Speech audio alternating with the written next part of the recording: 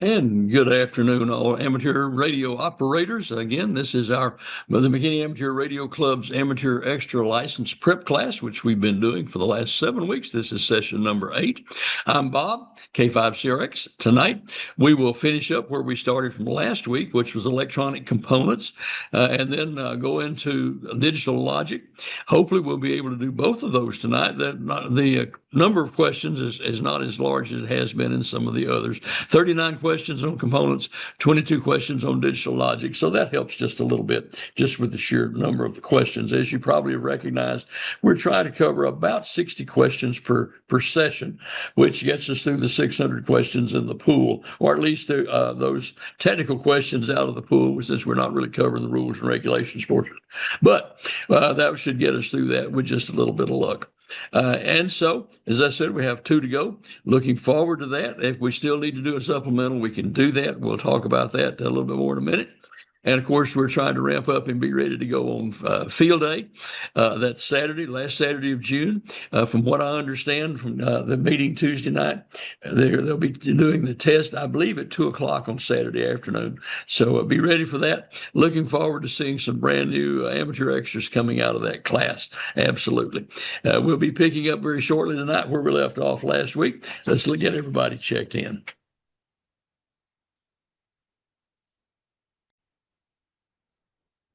We are now recording. All right. Welcome, everybody. Glad everybody's here. As we've already talked about just a little bit, this is session number 8. Only 2 more to go after tonight. It's been an interesting run, as I said last week, though it seems like this hour really runs quickly. It just gets by very, very quickly. And I guess probably that's a good thing, isn't it, now that we think about it. But anyway, we had talked. We're starting to talk about components last week. The next session up is digital. We'll kick, and I'm hoping maybe we can do both of those tonight. And I kind of think that we can. They're not particularly intense. They're just some things that you just basically have to commit to memory. I don't know an easy way to say or do that other than that. So with that, let me switch over here to my PowerPoint, and we will get rolling. All righty, and we're going to do that. And come on, let me get down to the question where we're starting.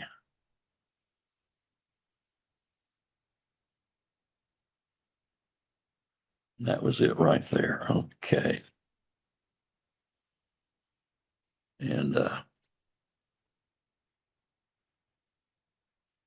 come on, be nice, computer. Share. All right, there we go. Are we okay?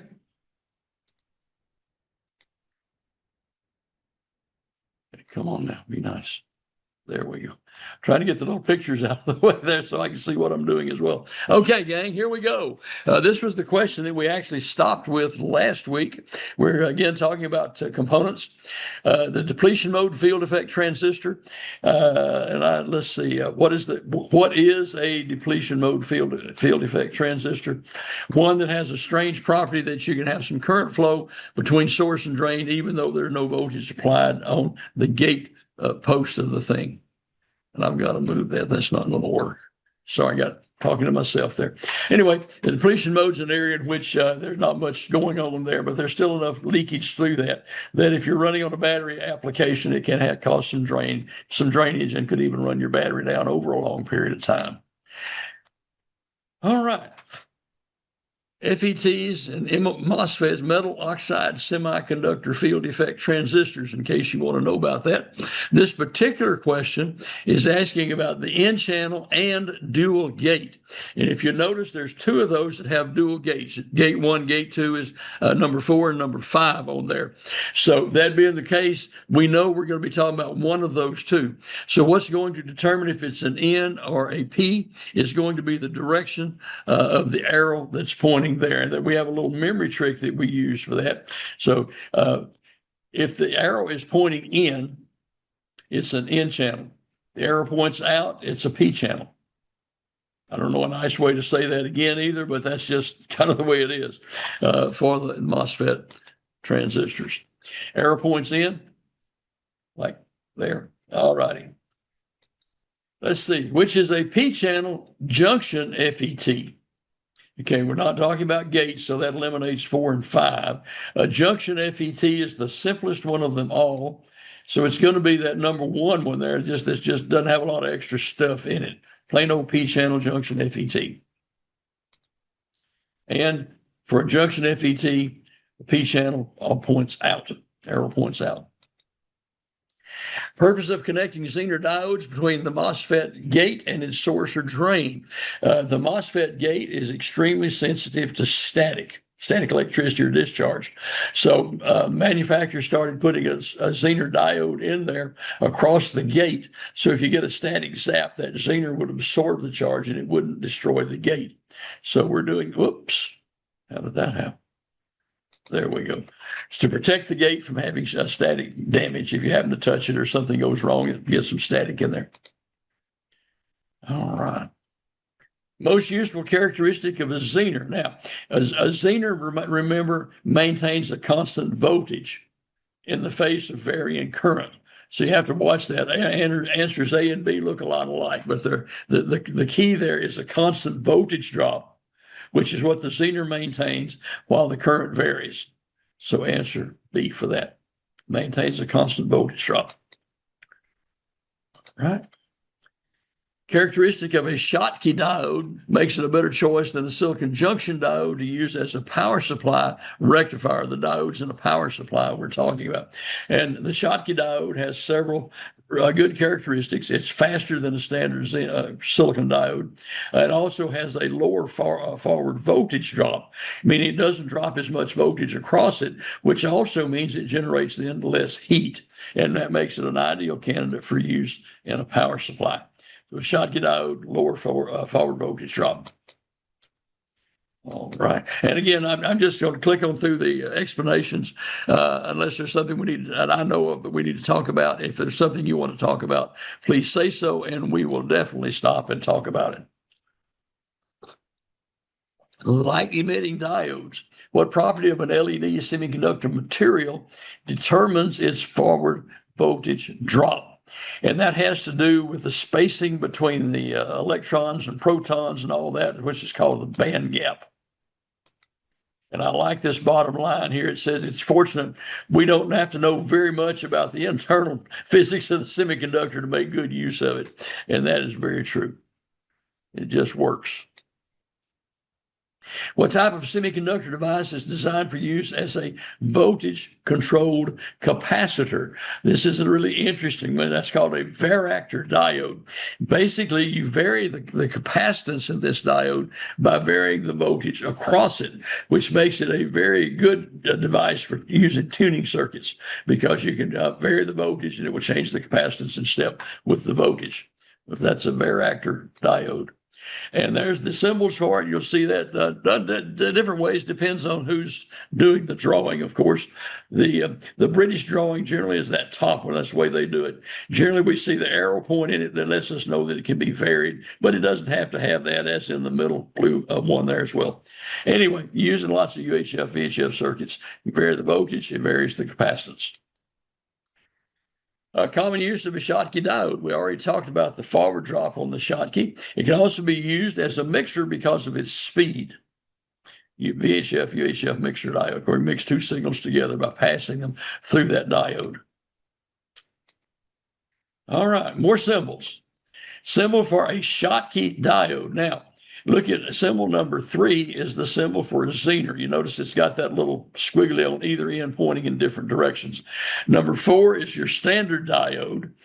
Number 1 is one of the ways that some people will portray the varactor diode. Number 2 is somebody's imagination. Number 5 is an LED diode. And 7 and 8 are triacs.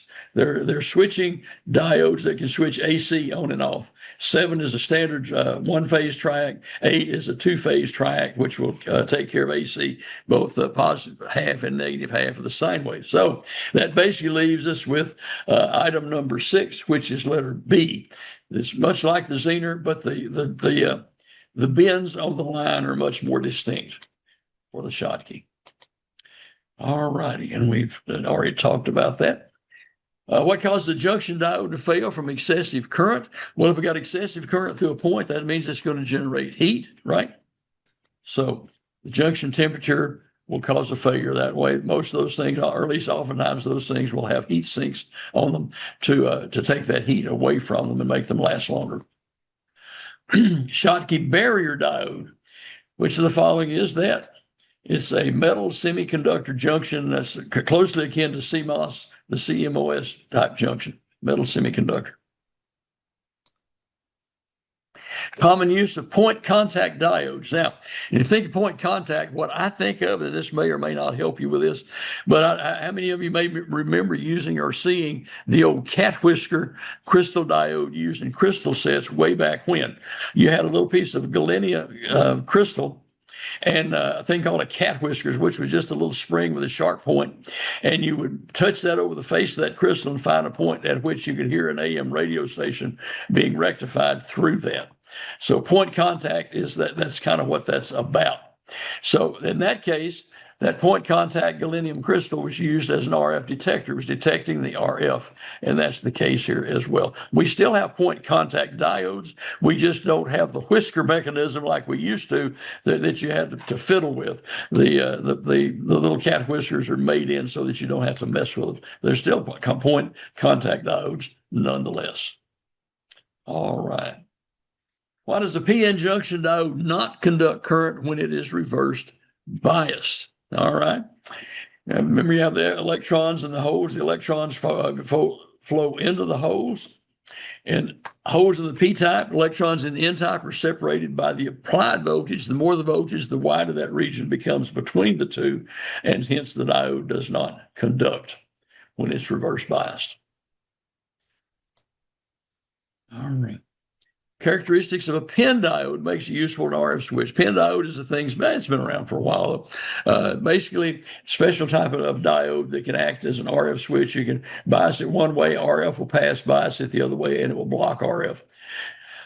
So with a PIN diode, it has a low junction capacitance, which makes it good for RF. For example, a coax switch has quite a bit of capacitance in there because of all the plates and the switch mechanism that's inside that switch. This has very low junction capacitance in there, so it makes it good for switching RF without putting a lot of capacitance in the way of the circuit and the signal passing through. All right, low junction capacitance. What is used to control attenuation of RF signals in a PIN diode? This is what we were just talking about again. We can control the amount of attenuation or how well it will pass that RF signal by adjusting its forward bias current. The more current that goes through it, the more it conducts the RF and vice versa. A solid-state relay is basically a relay that's made out of solid-state components as opposed to a relay type relay, which is a coil and some physical contacts. So basically, a solid-state relay is a device using semiconductors to act like a relay, but it's really not, but it does the same function. However, we want to keep in mind that for high current applications, this does not work. As it says here, electromechanical relays and tuners will stick around for a long time to come because the solid-state relays don't handle the higher voltages or the higher currents oftentimes that we can do with a mechanical one. Okay, which of the following digital logic families has the least power consumption? Now let me get Jeffrey in here just a moment. There we go. Which of the following digital logical families has least power consumption? We're pulling a little digital in here with the components worlds, even though we'll talk digital on a separate session. Anyway, that's going to be CMOS. Complementary metal oxide semiconductor uses higher voltages than standard old TTL logic, but is less sensitive to static interference and is very, very low power compared to the conventional or the early type logic ICs we had out there. So the CMOS is the answer for that. Okay, complementary metal oxide semiconductor. Why do CMOS digital integrated circuits have high immunity to noise on their inputs? Again, as I said, this is one of their features. The old TTL logic, which ran on 0 to +5 generally, could pick up noise very, very easily. They could pick up switch bounces, things like that, just stray noise that we didn't want. Because of CMOS being the way it is, the input signal to it needs to be over about half of what its normal supply voltage is before that circuit will switch back or on or off. So C, the switching threshold is about half the power supply voltage before it can switch. So that means if it's just a little bit of a noise glitch or something like that, the circuit would never see it. Switching input threshold about half power supply voltage. And by the way, CMOS usually will run voltages somewhere around 10 to 15 volts. That's just kind of a general rule of thumb. Relatively immune to noise. Most common input and output impedance of MMICs. A MMIC is a monolithic microwave integrated circuit. Most common input-output impedance there, believe it or not, is 50 ohms. These are used, as the name implies, in microwave circuitry, microwave integrated circuit, monolithic microwave circuit. They do have a 50 ohm input-output impedance, which makes them great for what we're doing, connecting to antenna circuits, things like that, tuners, whatever. And the input and output is the same, so we can actually cascade these things and make an amplifier out of them, just having one feed into another if we wanted to do that. But 50 ohms is the key for the MMIC. Which of the following material supports the highest frequency of operation when used in MMIC? In other words, what are we going to dope that particular IC with? What element are we going to add to that to make it have a higher frequency? And it's gallium nitride. I have no clue what gallium nitride is, but that's the answer to the question. This is one of those that, for me, I just have to add it to my brain and let it stick. One of the characteristics of MMICs makes them a popular choice for VHF through microwave circuits. Okay. Control gain, low noise, constant input-output impedance, 50 ohms, remember, over their specified frequency range. And the microwave tells you that we're probably looking at somewhere between the 1 gigahertz and 10 gigahertz frequency ranges. So very high, handling the much higher frequencies than we usually deal with very much. Okay. Again, I'm not going to, in most cases, stop here for the explanation, but if you need me to, please tell me, and I will certainly stop and we can look at that. How is power supplied to the MMIC? And this is kind of an interesting one. The MMIC is normally a 3-lead device or 3-terminal device. You have an input and an output, output, and a ground. Of course, you got to have a ground. They do not have an input voltage lead separate from everything else like most other circuits would have. But instead, they go through a resistor or a choke to the output lead of it, and that's where you actually feed the power into the MMIC. So you go through a resistor or choke, and you connect it to the output lead to give it power so it can operate. What type of transmission line is often used for connection to MMICs? Well, most cases, these are going to be fairly small devices. They're going to be mounted directly to the board there. That is, they're not through-hole type devices, and they will solder directly to a micro strip line on a piece of circuit board material. And of course, that keeps the inductance down, keeps it clean. Why is gallium arsenide, GaAs, useful for semiconductor devices operating at UHF or higher frequencies? Okay, and this is another one of those you just have to tuck it away and remember gallium arsenide. High electron mobility means it supplies extra electrons to make it more efficient. That's the idea behind it.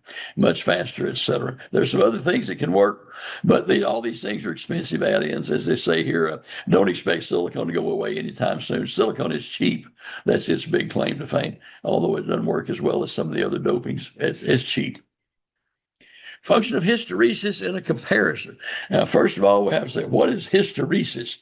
Hysteresis is that type of signal that we send in and we set some operation in motion, and then we drop the signal down somewhat, and the circuit continues to function until that signal drops below a certain threshold. That's hysteresis, holding it up just a little bit. So the function of hysteresis in a comparator is to prevent input noises from causing unstable output signals. That is, that the input signal will stay at a good high level for a long time until it's ready to turn it loose, and then finally it will drop, and then changes can occur. So hysteresis prevent input noise from causing unstable output signals. And here's an example that I pasted in here that I thought you might find handy to try to explain this hysteresis thing. West says be considered as an electrical stickiness of something in a circuit that requires a little nudge to make it change its state. And the example here is using an old 12-volt relay. So you connect a power supply to this relay where you can control the voltage and run the voltage from 0 to 12 volts to close the relay. Relay closes at about 11 volts or so, and then you would think that if you reduce the voltage, the relay would just drop out. Or, of course, obviously, if you remove the power completely, it will drop out. But if you reduce the voltage slowly, the relay won't drop out until it gets below 9 volts or a little better. And that's the hysteresis. It's hanging on to that old voltage until it drops below that threshold. And that's his way of explaining hysteresis. What happens when the level of a comparator's input signal crosses the threshold voltage? What's a comparator, by the way? A comparator is a little circuit that compares two inputs to see which one is greater, which one has the greater voltage or the greater signal level. So what happens to the level when its input signal crosses the voltage? Then the comparator changes its output state. That is, the levels exceeded what it was set for, and that will cause a change or detection from the output of the comparator. Sometimes they call this a one-bit converter, basically, but it can just one of those things when the values get just right between the two input signals, then we get an output signal. What advantage does surface mount technology offer at RF to using through-hole components? You remember, with through-hole components, our point-to-point wiring, the wiring itself has inductance, and that creates a little bit of a problem. There'll be that little bit of inductance, capacitance between leads as well. So if we use the surface mount technology, everything is much smaller, including the board itself. The traces can be shorter because we don't need as much room to wire between them. And since all the leads and runs are shorter, we have less parasitic inductance or capacitance. So that's one of those all of the above answers.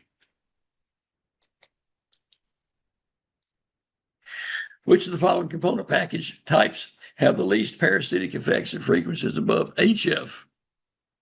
All right. TO220 is a transistor style, and that's not what they're looking for.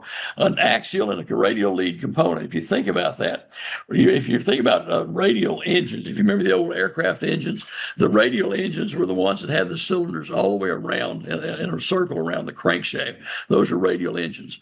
So if we have a component that has a lead coming out each end of it, those are radial leads. An axial lead, on the other hand, both leads come out of the same end of the component, like an electrolytic capacitor, for example. So which is going to be the best? It's going to be a surface mount because it's short, it's sweet, it's compact, a lot less parasitic inductance and capacitance. And that's just showing some components there. There's surface mount. Which of the following device package is a through-hole type device? And I just have to say that that's a DIP, which stands for dual inline package. It's normally would be an IC. There's a picture of one down at the bottom. It means they're dual. There's two rows of pins. And then those pins are sticking straight down. They stick into holes on the board or stick into holes in a socket where they can be plugged in or unplugged if necessary. Called through-hole construction. They stick through the holes and get soldered in place, and anything excess gets clipped off on the backside of the board. Surface mount's a good thing if you plan to get in there a little bit. You just kind of almost have to learn how to do that. These days, nearly everything is surface mount coming out now. Likewise, why don't we use dip on UHF or higher frequencies? Because all those excessive lead lengths give us more parasitic inductance and capacitance. So that lead length on those things is significant at the microwave frequencies. What's characteristic of dip packaging used for integrated circuits? two rows of connecting pins on opposite sides of the package. Hence, it's dual. There are two rows of pins in the inline. They're straight in a straight line on either side. Dual inline package. And that's that one. That's the component sections. Let me kill that one. Anybody have any thoughts or comments, questions, headaches, heartburn, or otherwise over that? And good gracious, what happened here? I just lost my Zoom. Come on, Zoom.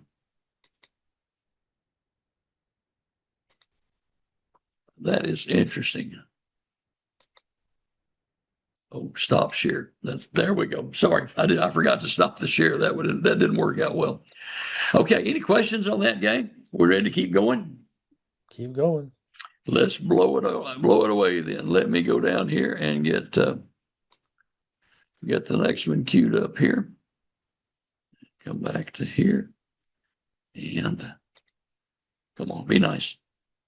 Share that one. And oh,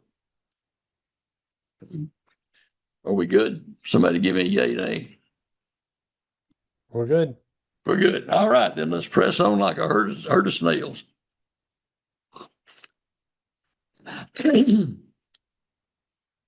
this particular figure, which we're going to see for several questions, what is the schematic symbol for a NAND gate, N-A-N-D? So let me do a quick lesson on digital logic, and that'll get a lot of this stuff out of the way to begin with. Those 6 symbols that we show there, number 1 is an AND, A-N-D gate. An AND gate means we're working now not with signal levels that vary all over the place. We're working with ones and zeros. That is generally 5 volts and ground in most cases.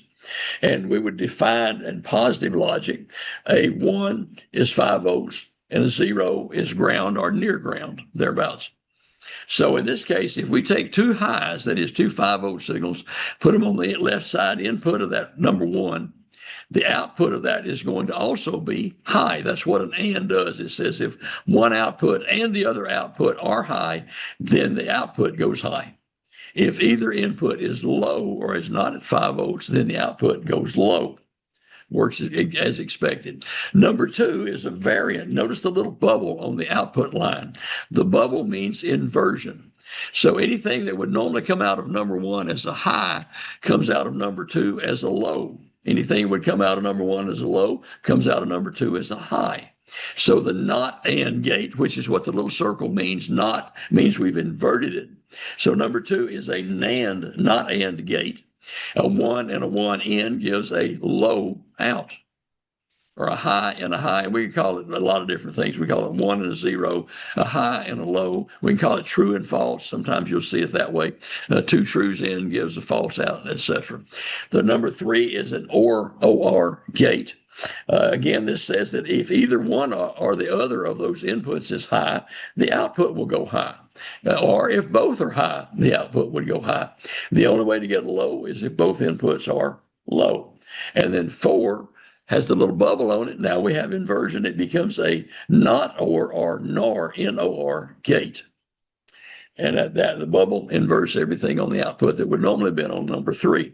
Number 5 is an inverter. It's just straight an inverter. Were that bubble not on number 5, it would be a little inline amplifier.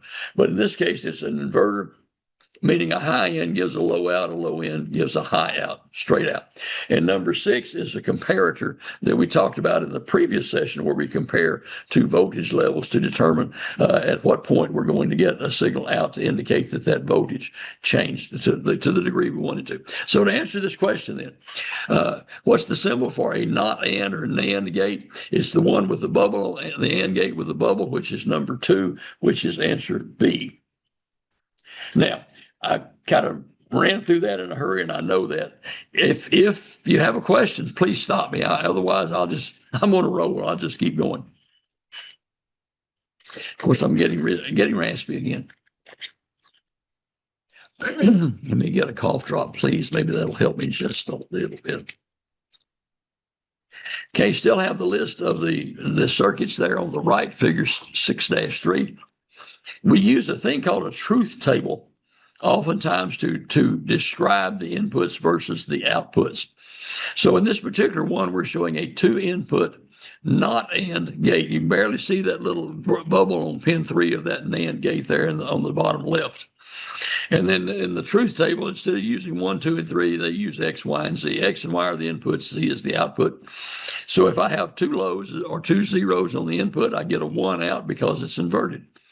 A 1 or a 0 or a 0 or 1 will also give me a 1.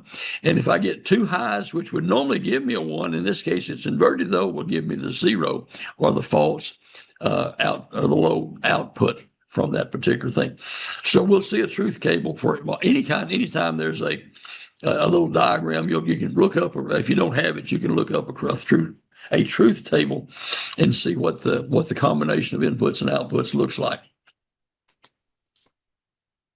The not OR gate, again, we talked about that. 3 is the OR gate. We put the bubble on it. That puts the N in front of it, making it a not OR gate. So that's going to be number 4, which is answer D. And again, there's the truth table down there in the right. You can see that. I'll not go through that again. Symbol for a not operation or for an inverter. And that's the number 5, the one I was talking about. You put a low in, you get a high out, or vice versa. So that's number 5, which is answer C. Okay. What logical operation does a not AND gate perform? Okay. A regular AND gate would produce a 1 if both inputs are 1. This is NANDed though, so it's going to produce a 0 when both inputs are 1. So which answer matches that? D. And the truth table once again. What about an OR gate? So an OR, notice that it is not a not OR or a NOR gate. It's just a plain OR gate. If either one is high or both are high, we get a 1 out. So if, let's see, it produces a 1, and if any input's a 1, there we go, number A. And there's the truth table for that. And you might ask, what's the point? Why would we have all these different gates and things? They're used to make decisions. When we're making things happen in the digital world, there's always decisions being made in these circuits. That's why they're called logic circuits, I suppose. But we'll say, okay, if we have this signal and if we have that signal, then we're going to do this. If we don't have that, then we're going to do something else. So that's why it's important. They're used extensively in the electronics world, and just about everything from your blender that you have to your auto control panel in your newer automobile. What logical operation is performed by a 2-input? Look, watch out there. Look for the word exclusive. Exclusive, not OR gate. Exclusive means it can be one or the other, but not both. Okay. So an exclusive not OR gate, a regular NOR gate, if we had a 1 or 1, we would get a 0 out. And this is going to say we can have only one of the inputs can be a 1, which is, wait a minute, I didn't say that right. A 0 because it's inverted. If 1 and only 1, and I think that's the key to watch out for that. But if the 1 and only 1 of its inputs is a 1, exclusive, be one or the other, but not both. And the exclusive OR gate, just another way of showing it. That's a very crudely drawn little symbol for it there, but you'll notice the exclusive not OR gate, it's got the little bubble on the output. It's still an OR gate symbol, but it's got that extra little curve around it on the left-hand input side. And that explains how it actually works. Truth table, we just talked about that, didn't we? A list of inputs and outputs for a digital device.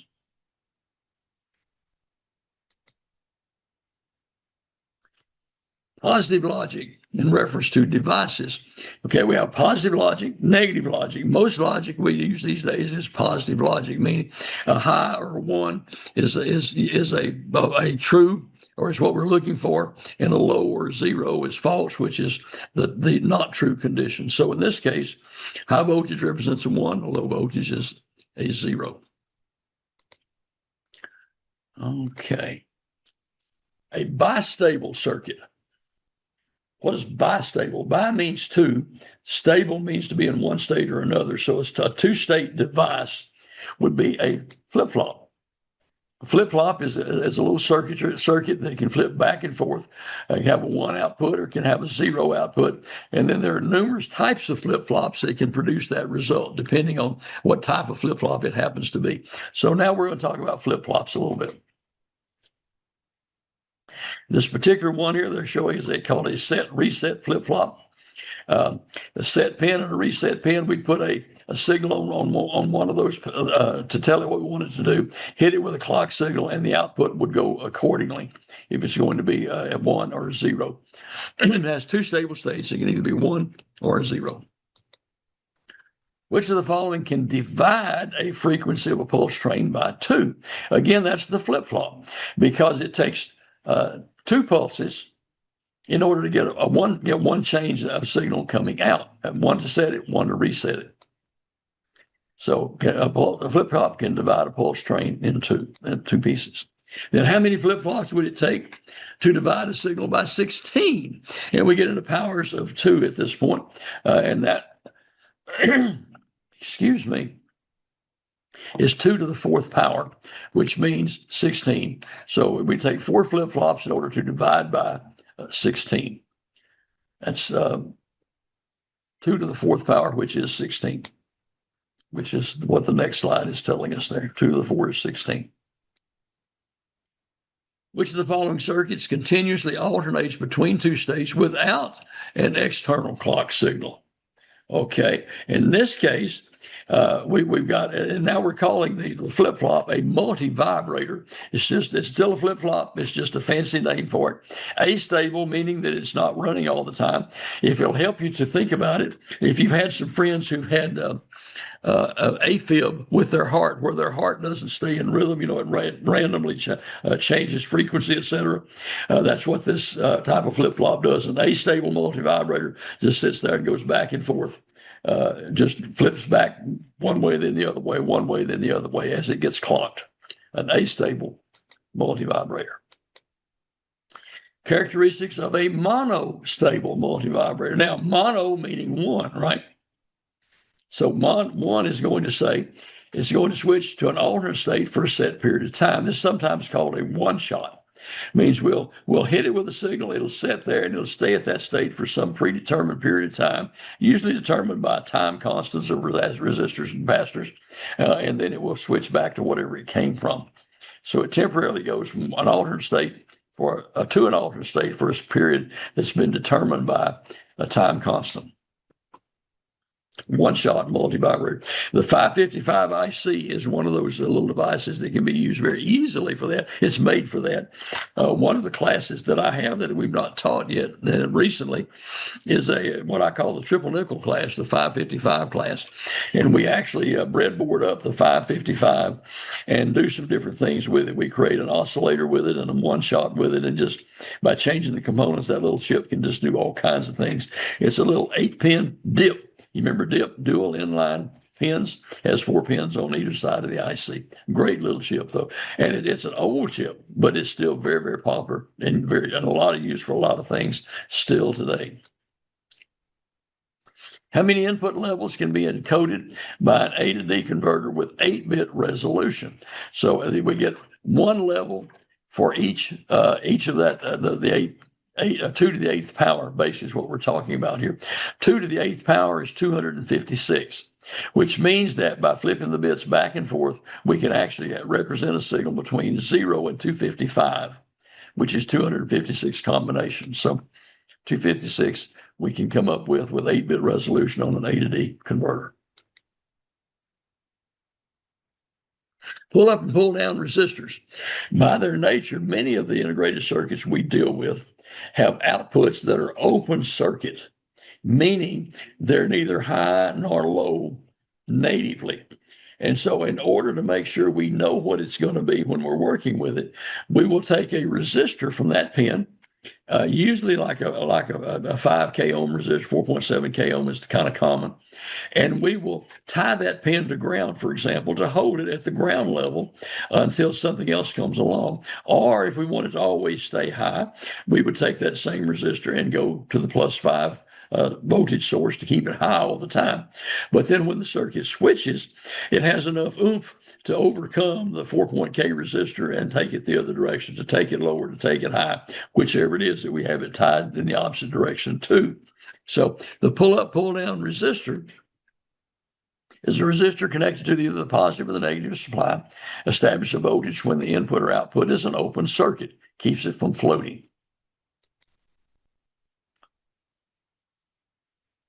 Field programmable gate array is something you probably never get into. It's interesting if you ever want to read about it. They have a special language that they use to program those things. The great thing about the programmable gate array is it can be programmed to do all kinds of things, and it can be done even on the fly for a lot of different things. So you can change the nature of a circuit and what it's performing just by changing its programming. That language is called hardware description language, or HDL. And again, that's one you just, I guess we just have to remember.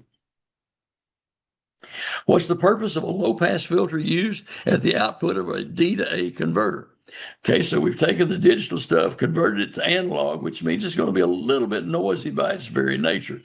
We want to get rid of the noise and let the signal go on through, essentially. So we're going to put a low-pass filter there to get rid of the garbage, the spurious, they call it artifacts here, the spurious signals that were generated by that D to A conversion process. It just cleans up the signal, gives us a nice output. Tri-state logic is an interesting one. It can have three different output states. It can be a high or a low or an open, basically a very high impedance state. And oftentimes you'll see these kinds of devices feeding into a bus architecture. Bus meaning a wire that takes several outputs that are hooked to that particular wire. And depending on which circuit that's hooked to it gets turned on, that's the level that we put onto the bus. But the other circuits that are hooked to it don't need to be interfering when it's not their turn. So they will have a high impedance output until it's necessary for them to kick in. So tri-state logic can have a 0, a 1, or a high impedance output state. And the chart that shows that right there, ons and offs and so forth, high impedance. Which of the following is an advantage of bi-CMOS logic? Bi, you probably pick up already, it's going to mean two, right? Bi-CMOS. What's one of those where you pick the longest answer? It has a high input impedance of CMOS, but a low out input impedance of a regular transistor, which is not bi, meaning it has two different characteristics. It's CMOS, but its output acts like acts like a regular bipolar transistor with low output impedance, which is kind of nice when you need that. Why do we use a prescaler with a frequency counter? Okay, so if I have a frequency counter that's good for, say, 30 megahertz, and I need to measure a 50 megahertz signal, I can't do that. That exceeds the capacity of my counter. If I use a prescaler, though, I can divide that input frequency by, say, 10, so that a 50 megahertz signal would show up as a 5 megahertz signal. So a prescaler with a frequency counter lets us measure signals that are higher in frequency than what the counter itself could normally display. So you're going to reduce the frequency to what the counter can handle to its own operating range, called a prescaler. Normally they divide by 10 or multiples of 10. A decade counter. Decade means 10, as you know, probably would recognize.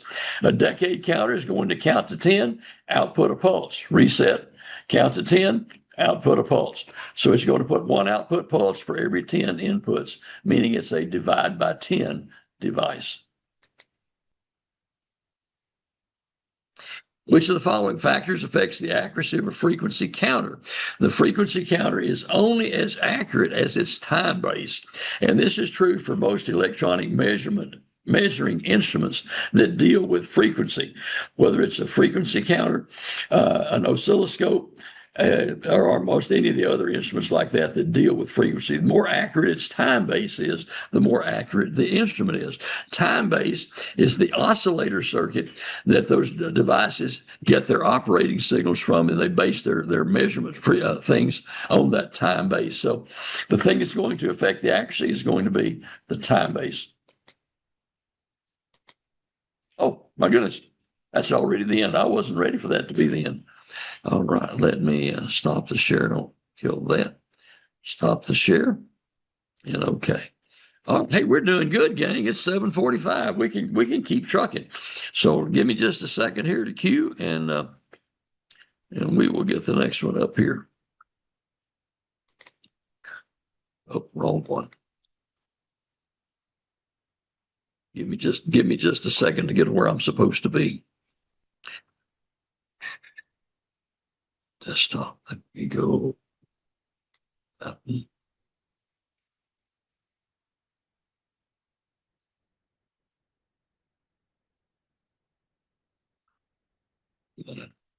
That. See, components, logic, optos, and other things. All right, let me get this one up here. And then let me share that. And well, this is good. We get a little bit ahead here with this one. And we're going to share the optos.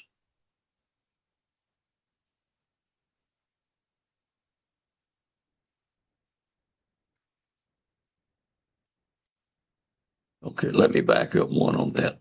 Whoops, I'm sorry. I went the wrong way. Previous.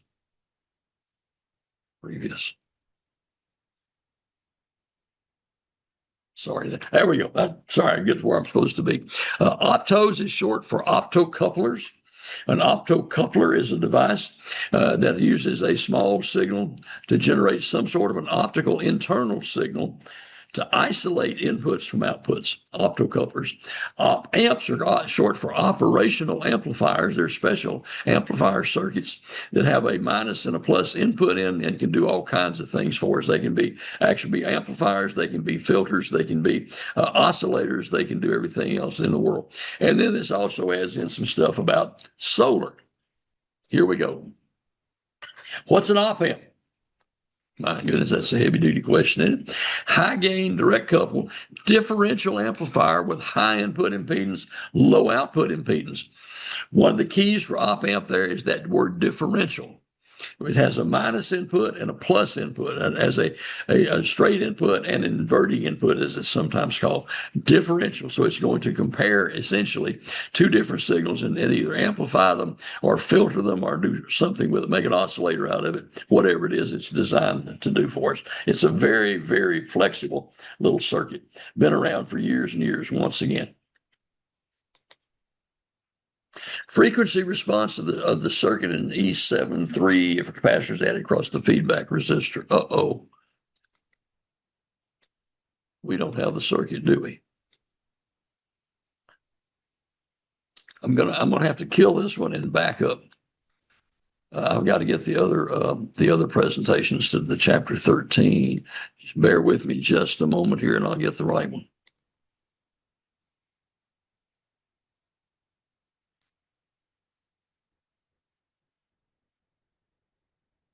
I think this is going to be the right one.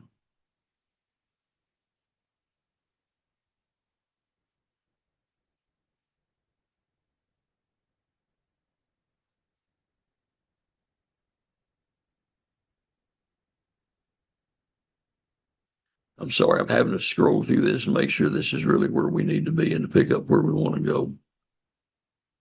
We don't want to start all the way back. Yeah, I guess we do too. Let's just start at the beginning. I think that's the best thing. All right, we go to that, go back to here and share screen. If I couldn't talk to myself, I wouldn't have a clue what I'm doing. Okay, are we good, guys? We see that okay? Yes. Okay. All right, let me get past the op amp, the differential amplifier, high input impedance, low output. That was one of the questions. If a capacitor is added in parallel with a feedback resistor, and unfortunately, we don't have a circuit to show that. the op amp has an input resistor on one of the inputs. It has a feedback resistor from the output back to that same input. The ratio of those two resistors determine the gain of the operational amplifier. So the increased feedback at higher frequencies results of a low-pass filter. If we put a capacitor across it, it makes it into a low-pass filter because the RF gets passed back to the input and filtered out. But that's, again, when we see the question, that will make more sense. To keep the op amp from going into oscillation, because it is a very high amplification device, both its gain and its quality are restricted and set by the feedback circuit, which is that resistor we talked about. And eventually we're going to have a picture of this so we can really talk about it. The gain bandwidth product is the frequency at which the gain of the op amp drops to 1. And that's just one of the engineering standards that we use to describe an op amp. The gain bandwidth product, frequency at which the gain of the op amp is 1. The gain of the ideal op amp does not vary with frequency. And of course, that's ideal. In real life, there's going to be some variance, but normally they're very, very stable, really. Most op amps do not operate at extremely high frequencies. They're generally audio and low RF ranges. Finally, there's the picture I was looking for. That little picture in the front, E7-1. The little triangular thing with the plus and the minus on it is the actual op amp. It's kind of like the comparator, basically. It does almost the same thing anyway. R1 is the input resistor. RF is the feedback resistor. Okay, so we put a signal in on R1. It comes out at the arrow point there on where the RF joins the output of the actual op amp and goes on out. The ratio between R1 and RF determine the gain. For example, if R1 is 10 ohms and RF is 100 ohms, we divide RF by R1 or 100 by 10, so its gain would be 10. And there's about 2 or 3 questions on there where that's all you do really is just divide the input into the feedback and get that ratio. And the 2 little pictures over on the right, just an FYI thing, is what the original op amps looked like. They were the little metal cans like that with the leads protruding out the back. Most were 8-lead devices. Subsequently, they came out in 8-pin dip packages, and you can still get them in both formats today. You can get pretty much anything you want with op amps. You may hear the term 741 kicked around. The 741 was the first popular successful op amp, and it was used for just about everything you can imagine when it came out. It was a real godsend to the electronics world many years ago. Okay, and this is still talking about the calculating the gain. And again, we had an 1800 ohm input resistor and a 68,000 ohm feedback resistor. You divide those out, comes out to be 37.07, which rounds up to 38. Again, it's just practicing what we've talked about. Okay, and here we are. This gives you a little bit better picture of what's inside the thing and kind of how it works and how it does what it does. There's a whole bunch of different calculations you can do with it to calculate different things, but we don't have to go into that. And there's no questions as far as I know about anything other than just the gain. That's the main thing. If the op amp has been constructed properly, you should see almost no voltage between the amplifier input terminals when the feedback loop is closed. In other words, there's no voltage difference between the plus and the minus terminals when the feedback loop has been closed with that feedback resistor. It will tend to equalize those two inputs. Remember that the input impedance, the ideal op amp, is always high. Output impedance is always low. Oh, that was the next writing, so that worked. Okay, now we're going to talk about something a little bit different here. Proton energy, as sunlight, is absorbed by the electrons in a photovoltaic cell. What is that?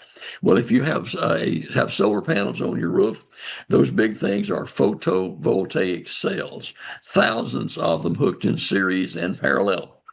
So when the light energy, the proton energy hits the photovoltaic, boy, photovoltaic cell. They create a voltage from that, which is normally 0.5 volts. We'll see that in a minute. A half a volt is the normal output from a photovoltaic cell when it's at full output. Creates voltage from the sunlight. When the sunlight photons strike the panel, an electron will absorb the energy and develop a new energy level, creating the photovoltaic process of 0.5 volt per cell. Let's see. When sunlight hits it, gives us voltage. We can charge our battery or do whatever we want to do with it. Optocouplers. All right, this is where we were talking about isolation. We're going to optically couple one circuit to another circuit and isolate those two circuits from each other. And the picture that they're showing here below for optical coupling, on the left side of that thing, you've got a transistor and an LED. When we put a signal into that transistor, we turn on the light, the LED, turn on the diode. Its light travels through an internal tube to the phototransistor. A phototransistor is one which, instead of having a base, has a light-sensitive device on its base. And when it senses light, it turns on. So we turn on the LED, sends the light beam to the phototransistor. It turns on to give us an output for whatever it is that we're trying to do with it. The big point being then, there is no input between there's no connection, rather, between the input signal and the output signal. They're totally isolated from one another by that beam of light inside the device. Rather than interrupting, let's see, when you spin the dial to tune, you're not tuning a giant capacitor, rather than interrupting the LED light beam on a phototransistor. And that's how rotary encoders work. When you spin the dial on the newer radios, indeed, it's not actually tuning a capacitor in the old style, but instead they have a little wheel on there that it turns. There's an LED on one side and a sensor on the other side. The wheel has little notches in it. And when the notch goes in front of the LED, the light gets past it, goes to the photosensor and says, oops, pulse 1. You turn the dial a little bit more, you get pulse 2, pulse 3, pulse 4, which is why those dials can turn forever and never have to go back down. Like, unlike, for example, a volume control, mechanical volume control, which can only rotate back and forth through one turn. Chief advantage of an opto-isolator at household voltage is to provide a high degree of electrical isolation between the control circuit and the output circuit. Isolation is the key to an opto-isolator. And here again, we're just saying what I just got through saying. The LED light source shines through some patterns on a wheel, which will mimic the rotation of a mechanical control. And that's what they're trying to show there. On the left, you have the LED on the left side of that wheel and the phototransistor on the right side, the little shaft that's turning with the little slots in it. When a pulse of light goes through that wheel, the phototransistor gets a blip and says, that's 1, and so forth. And then they're showing the schematic for that as well on the right. Photovoltaic refers to light protons being converted to electrical energy, which is what happens with solar cells and solar panels. Lead sulfide offers good efficiency in a photovoltaic cell. The lead takes in the infrared. Cadmium takes in the visible light. Solar cell efficiency is the relative function of light that ultimately gets converted to current. And there's actually a question to that effect. What is solar cell efficiency? It's the amount of light that gets converted into current. Watt hours, batteries, and other things. Okay. Energy is equivalent to power. Power times time measured in watt hours. Power is equal to volts times amps. As long as the voltage is constant, we know what we're going to be consuming. Of course, on our radios, our current consumption is not constant. When we're receiving, we use a relatively small amount of amperage, whereas when we transmit, we may jump up to 20 or 22 amps or something like that. So that changes back and forth. So keep in mind that the peak current during transmitting can be many times the average current that we would normally see averaged out over a number of hours. And let's see, is there anything we really need to talk about? They're showing solar panels in series and in parallel in order to charge a battery. And notice they put a big diode in there, which prevents the battery from flowing backward into the solar panels and discharging the batteries. An inverter in the middle of that. The inverter is the device that chops up the DC and converts it back into AC. So an inverter changes DC to AC. The voltage then goes to a step-up transformer to make it stronger. Widely varying levels of sophistication are used and all that stuff to make it work, whether it's going to be a real sine wave generated from that or a partial sine wave, or there's all kinds of terms for that on how pure the power is that comes out. The crystalline semiconductors found inside the optical shaft encoder mechanism in your radio might be found outside your ham shack as part of the solar charging system. Indeed, the crystalline semiconductor is the main thing that is the answer to the question, and the main thing that they're looking for when they ask what is one of the chief components or chief items in a solar panel. Okay, it is straight up 8 o'clock. That's probably a good spot to stop. We're at E6F06. And we'll pick up there again next time. Okay, I know that was kind of a whirlwind. Unfortunately, I did not go through these slides and do a little dressing up on them like I usually do. I'll have that done by next week, and we'll get on with it. Got 2 more sessions, so we should be good with that. So let me get out of that and go back to normal mode there. All right, gang. Any questions, thoughts, comments, heartburn, headaches, war stories, whatever? We're open.